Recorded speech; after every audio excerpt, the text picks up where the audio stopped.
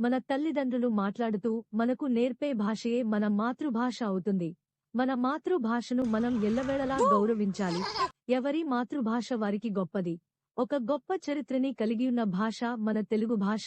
భాషలన్నీ సంస్కృతం నుండి ఆవిర్భవించినవే అన్నది నిర్వివాదాంశం. తెలుగు భాషలో ఎందరో కవులు, రచయితలు, గ్రంథకర్తలు చాలా రచనలు చేశారు. మన మాతృభాషలాగానే పరభాషలను కూడా గౌరవించడం మన తెలుగువారికున్న గొప్ప సంస్కారం. తీయనైనది మన తెలుగు భాష.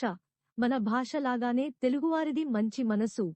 తెలుగు భాష తీయదనాన్ని అనుభూతి చెందాలంటే తెలుగులో సంభాషించాలి. తెలుగు భాష గొప్పదనం తెలియాలంటే తెలుగు రచనలు, పద్యాలు, గద్యాలు, గేయాలు, గీతాలు, కథలు, కవితలు, కునిరాగాలు, ఇంకా హాస్యరచనలు, విప్లవరచనలు, చైతన్య గీతికలు చదవాలి.